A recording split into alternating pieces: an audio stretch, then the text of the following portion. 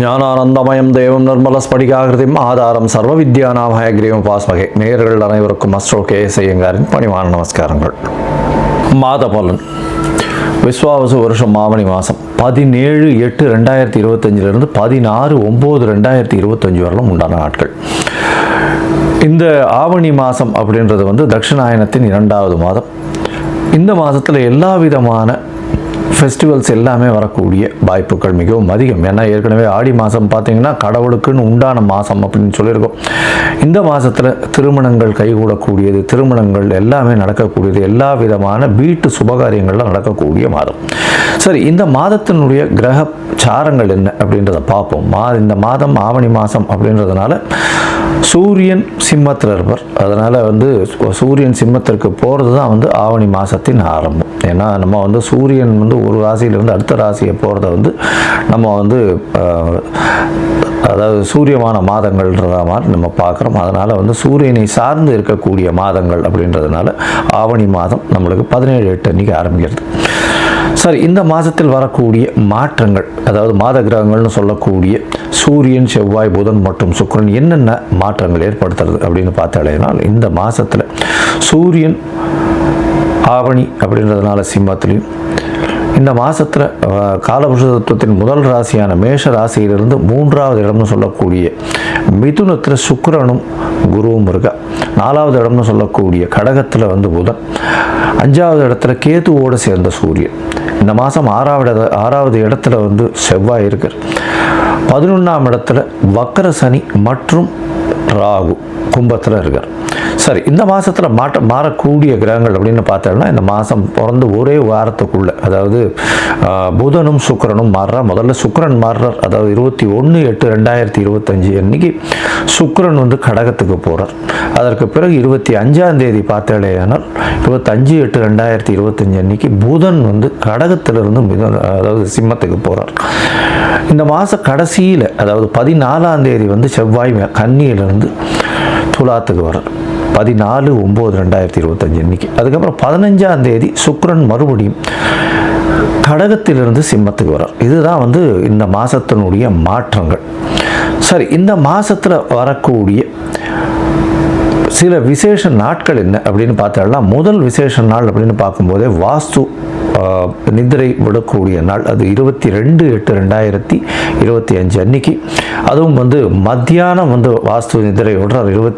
அதாவது 2 மணி 31 நிமிஷத்துலேருந்து 4 மணி 1 நிமிஷம் வரலாம், 1.5 மணி நேரம் 90 நிமிஷம். இந்த 90 நிமிஷத்தை 5ஆல் வகுத்து 18 நிமிஷமாக பிரிச்சுண்டு அவர் கண் விழித்து அவர் என்ன சொல்கிறது, காலை கடன்கள் முடிக்கக்கூடிய காலகட்டம் ஒரு 18 நிமிஷம். அதற்கு பிறகு அவருடைய ஸ்நானம் 18 நிமிஷம், பூஜை செய்வது 18 நிமிஷம், அதற்கு பிறகு போஜனம் உண்ணுவதும் 18 நிமிஷம், அப்புறம் தாம்பூலம் தரிப்பது 18 நிமிஷம்னு இப்படி பிரிகிறாங்க. இதில் கடைசி 18 நிமிஷம் தாம்பூலம் தரிப்பதும் போஜனம் மருந்தும் கூடிய காலகட்டத்தில் செய்யக்கூடிய எந்த வேலைகளாக இருந்தாலும், அதாவது வீடு மனை கோல் போடுதல், அது தவிர வீட்டுக்கு புதுசாக வீடு கட்டுறது, வீட்டுக்கு அஸ்திவாரம் போடுறது, மனை இது பூஜை போடுறது, இது எல்லாமே எல்லா விதமான ஏற்றத்துடன் காணப்படும் அப்படின்றது. அது எந்த ஒரு தங்கு தடையின்றி போகக்கூடிய காலகட்டமாக இருக்கும். இந்த வாஸ்து நாளில் உங்களுக்கு எந்த ஒரு அதாவது திதி வார நட்சத்திரம் இது எதுவுமே பார்க்க வேண்டாம். ராகு காலம், யமகண்டம் இந்த மாதிரியான விஷயங்களும் பார்க்க தேவையில்லை இந்த காலகட்டத்தில். அதனால் நல்ல ஒரு ஏற்றமான காலம். நிச்சயமாக வீடு கட்டணும்னு பார்க்குறவங்க இந்த காலகட்டத்தை எடுத்துட்டிங்கன்னா நல்ல ஒரு ஏற்றம் கிடைக்கும். அதற்கு பிறகு இந்த மாதத்தில் பார்த்தடையானால் சாம உபாகர்மா, அதாவது எஜுர் உபாகர்மா, சாம உபாகர்மா, சாமவேதம் சொல்கிறவர்களுடைய இந்த வருஷத்தினுடைய பூணல் மாற்றக்கூடிய அது செலிப்ரேஷன் என்ன, அந்த பூணல் மாற்றக்கூடிய அவர்களுடைய காயத்ரி ஜபத்தை பூணல் மாற்றக்கூடியதும், அவர்கள் காயத்ரி ஜபம் பண்ணி மிகப்பெரிய ஏற்றுமை கொள்ளக்கூடிய காலகட்டம் அப்படின்னு சொல்லக்கூடியது. இது 26/8/2025 அப்படின்னு அந்த நாளில் வருது. அதற்கு பிறகு பார்த்தாலேயானால் வாமன ஜெயந்தி வரக்கூடிய நாள் 4/8/2025 அன்னைக்கு வாமன ஜெயந்தி. அதற்கு பிறகு 5ஆம் தேதி அன்னைக்கு ஸ்ரவண நட்சத்திரம், ஸ்ரவண விரதம் சொல்லக்கூடியது. அதற்கு பிறகு 7, 9 அன்னைக்கு பௌர்ணமி. இந்த வாட்டி பௌர்ணமி வந்து பார்த்தாலேனால் கிரகணம் வரும். ஏன்னா வந்து கேத்துவோட சேர்ந்த சூரியனும் ராகுவோட சேர்ந்த சந்திரனும் வருது. இந்த வாட்டி உண்டான கிரகணம் டைமிங் அதெல்லாம் வந்து அப்புறமா போடுறேன், அது வந்து ஃபாலோ பண்ணுங்க.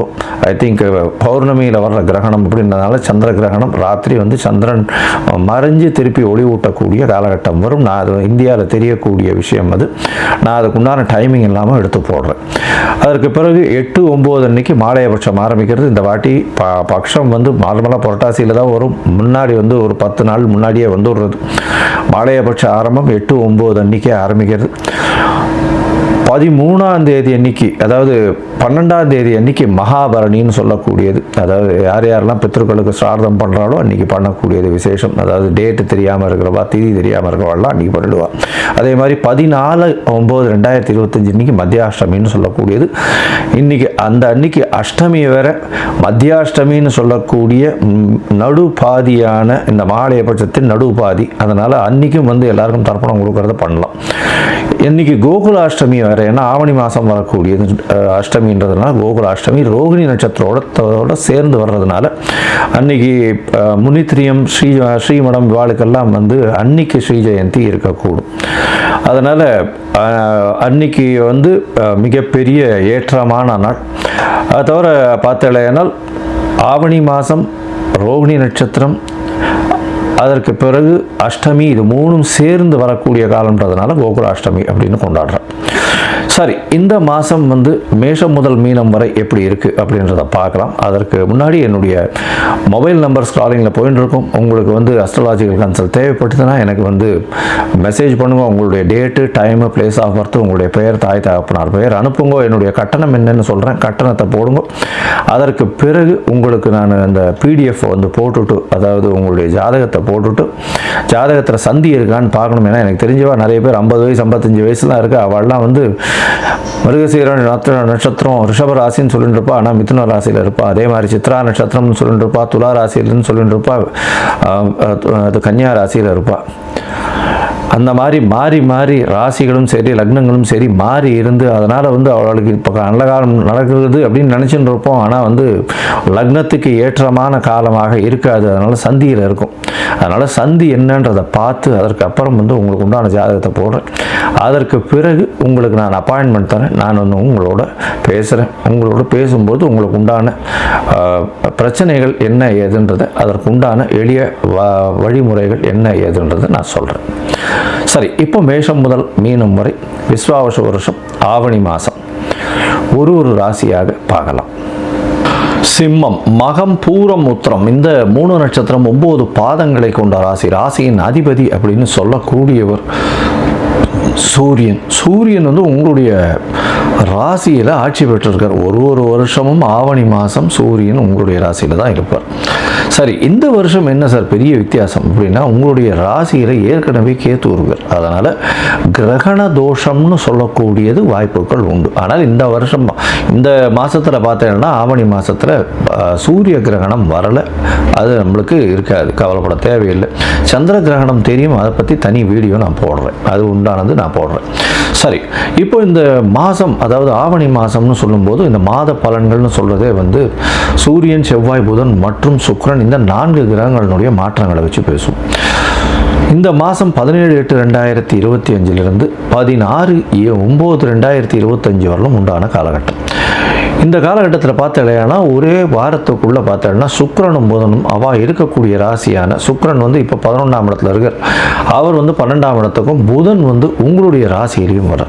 உங்களுடைய ராசியில் பார்த்தேன்னா சூரியனும் கேத்துவும் இருக்கிறதுனால அரசாங்கத்தின் மூலியமாக சிறு சிறு தொல்லைகள் இருக்கும். உடல் நலத்தில் சற்று பின்னடைவு இருக்கக்கூடிய வாய்ப்புகள் இருக்கும். தேவையற்ற வீண் வம்பு வழக்கெல்லாம் வரக்கூடிய வாய்ப்புகள் நிச்சயமாக உண்டு. எதிர்பாலினத்தவரை நம்ப வேண்டாம். கூட்டு தொழிலில் பிரச்சனைகள் உண்டு. அது தவிர வந்து முயற்சிகளில் வந்து நல்ல ஒரு ஏற்றம் இருக்கும். இருந்தாலும் ரொம்ப ஜாகிரதையாக இருக்கிறது நல்லது. ஏன்னா உங்களுடைய ராசிக்கு 3ஆம் அதிபதினு சொல்லக்கூடிய சுக்கிரன் 11ஆம் இடத்துலேருந்து 12ஆம் இடத்துக்கு வரார் இந்த மாதம். மாதம் அந்த ஒரே வாரத்திலே. இதனால் என்ன ஆகும் அப்படின்னா நிச்சயமாக உங்களுக்கு தேவையற்ற செலவுகள் வரக்கூடிய வாய்ப்புகள் உண்டு. வெளிநாடு போகணுன்னு பார்த்துட்டு இருந்தீங்கன்னா நிச்சயமாக போகக்கூடிய வாய்ப்புகள் இந்த மாதத்தில் இருக்குது. ஒரு உடல்நிலை பற்றி ரொம்ப ஜாகிரதையாக இருக்கணும். பேச்சில் ரொம்ப கவனமாக இருக்கிறது ரொம்பவுமே நல்லது.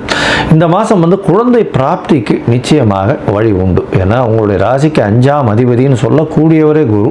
அவர் 11ஆம் இடத்துலேருந்து பார்க்கறது பெரிய விசேஷம். திருமண பாக்கியமும் உண்டு. மூத்த சகோதர சகோதரிகள் மூலியமாக ஆதாயம் உண்டு. 2வது திருமணத்திற்கு வாய்ப்புகள் நிச்சயமாக இருக்கும். இந்த மாதத்தில் பார்க்கும்போது இந்த அரசு அதிகாரிகள், அதுவும் இந்த சிம்ம ராசியில் இருக்கக்கூடியவர் அரசு அதிகாரிகள், அட்மினிஸ்ட்ரேட்டிவ் இன்சார்ஜ், அதை தவிர அட்மினிஸ்ட்ரேட்டிவ் இன்சார்ஜ், அதை தவிர ஹெச்ஆர்னுடைய இன்சார்ஜ், இவங்க எல்லாருமே கொஞ்சம் ஜாகிரதையாக இருக்கிறது ரொம்ப நல்லது. உடல்நிலையில் பின்னடைவு இருக்கும். மொத்தத்தில் பார்க்கும்பொழுது இந்த சிம்ம ராசிக்காரர்களுக்கு உடல்நிலையில் சற்று பின்னடைவு இருக்கும். முயற்சிகள் வெளிநாடு போகிறதுக்குன்றதுல நல்லபடியாக இருக்கும். முயற்சிகளில் ஏற்றங்கள் கொஞ்சம் படிப்படியாக தான் இருக்கும். எதிர்பாலினத்தவரை நம்ப வேண்டாம், ஜாகிரதையாக இருக்கிறது நல்லது. உங்களுடைய கூட்டு தொழிலில் சற்று பின்னடைவு இருக்கக்கூடிய வாய்ப்புகள் நிச்சயமாகவே இருக்கும். இதை தவிர பார்த்தீங்கன்னா அதாவது தொழில் மூலியமாக வருமானங்கள் அதிகமாக இருக்கக்கூடிய காலகட்டம். ஆனால் பேச்சில் ரொம்ப கவனமாக இருக்கிறது ரொம்பவுமே நல்லது. திருமண பாக்கியம் நிச்சயமாக உண்டு. குழந்தை பிராப்தி ஏற்படக்கூடிய வாய்ப்புகள் நிச்சயமாக இருக்கும்.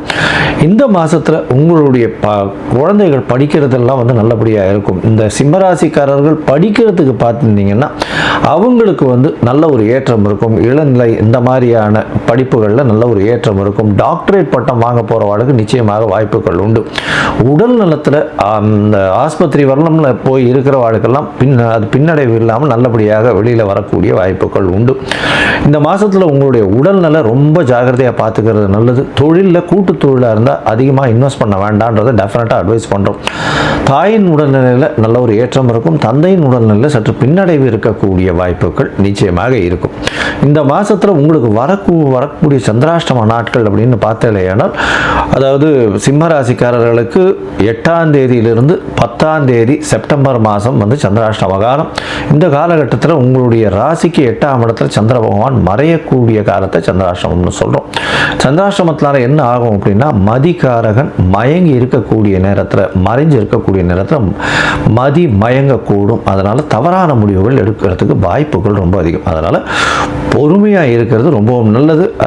அந்த காலகட்டத்தில் ஏதாவது டெசிஷன் எடுக்கணும் அப்படின்ற ஒரு பட்சத்தில் அருகில் இருக்கக்கூடிய, அதாவது கோசாலையில் போய் உங்களால் முடிஞ்ச அகத்திக்கீரை வாங்கி கொடுத்துட்டு போங்க. நிச்சயமாக உங்களுக்கு சந்திராஷ்டமத்தின் தாக்கம் குறையும். சரி, இந்த மாதம் நீங்கள் லக்ஷ்மி நரசிம்மரை போய் வழிபடுங்க. அது ரொம்பவும் ஏற்றம். ஏன்னா ராகு கேது அவ 2 பேர்கிட்டயே இருக்க எல்லா கிரகங்களும், உங்களுடைய சூரியன் ராசியின் அதிபதியும் அங்கே அதிலே இருக்கிறதுனால லக்ஷ்மி நரசிம்மரை போய் வழிபட்டுட்டு வாங்க. பிள்ளையார் சதுர்த்தி வருது, பிள்ளையாருக்கு ஒரு 9 தேங்காய் உடைச்சிட்டு வாங்க. நல்ல ஒரு ஏற்றம் கிடைக்கக்கூடிய மாதமாக, வெற்றிகளின் சின்னமாக திகழக்கூடிய வாய்ப்புகள் நிச்சயமாக உண்டு. லோகா சமஸ்தா சுகினோ பவந்து. நன்றி, நமஸ்காரம்.